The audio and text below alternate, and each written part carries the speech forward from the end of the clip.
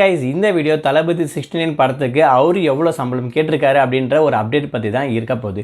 அதுக்கு முன்னாடி தளபதி விஜய் வந்து பார்த்திங்கன்னா தமிழகத்தோட அடுத்த சூப்பர் ஸ்டார் அப்படின்ற ஒரு லெவலில் இருக்கார். அது மட்டும் இல்லாமல் அவர் சினிமாவை விட்டு மொத்தமாக விலைக்கு வந்து கட்சியை தொடங்கலாம் அப்படின்ற மாதிரி ஒரு அப்டேட்டும் கொடுத்துருக்காரு. கட்சி பேரும் அறிவிச்சிட்டாங்க, தமிழக வெற்றி கழகம் அப்படின்னு சொல்லிட்டு. இந்த ஒரு விஷயம் வந்து பார்த்திங்கன்னா ரசிகர்களுக்கு மத்தியில் கொஞ்சம் டிசப்பாயிண்ட் கிரியேட் பண்ணுச்சு அப்படின்னு சொல்லலாம். அந்த வகையில் இப்போ வந்து பார்த்திங்கன்னா தளபதி முழு நேரமாக நான் அரசியலுக்கு வர போகிறேன் அப்படின்ற விஷயத்தையும் சொல்லியிருக்காரு. ஸோ அதெல்லாம் இது வரைக்கும் நடிச்சிருக்கக்கூடிய படமாகட்டும், இப்போ நடிக்க போகிற படம் அப்படின்னு சொல்லிட்டு 69 படத்தை வந்து எண்டாக வச்சிருக்காரு.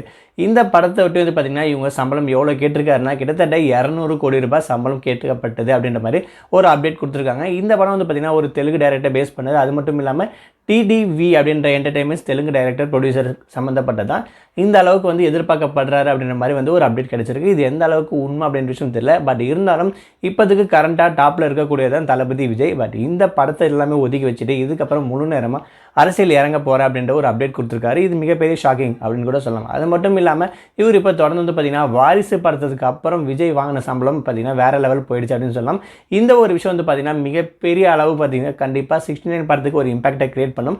அதனால இவர் இவ்வளோ சம்பளம் எதிர்பார்க்கப்படுறாரு அப்படின்ற விஷயம் பார்த்திங்கன்னா டாக் போயிட்டுருக்கு. பட் இருந்தாலும் தளபதியோட 69 படம் தான் லாஸ்ட் அப்படின்ற விஷயம் இன்னும் வரைக்கும் முழுசாக நமக்கு தெரியல. பட் இருந்தாலும் அரசியலுக்கு அவர் வந்துட்டாருன்னா கண்டிப்பாக படம் நடிக்க போகிறது இல்லை அப்படின்னு சொல்லிட்டு இப்போ ஒரு அனௌன்ஸ்மெண்ட்டும் கொடுத்துருக்காரு. பட் இந்த ஒரு விஷயம் நமக்கு கேட்க ஆச்சரியமாக இருந்தாலும் கண்டிப்பாக இது உண்மையாக இருக்கிறதுக்கும் அதிகமான வாய்ப்புகள் இருக்குது. கண்டிப்பாக தளபதி 69க்கு அப்புறம் 70 வரதுக்கும் வாய்ப்புகள் இருக்கா, எதிர்பார்க்கலாமான்ற விஷயம் கண்டிப்பாக நம்ம யோசிச்சு வெயிட் பண்ணி தான் பார்க்கணும்.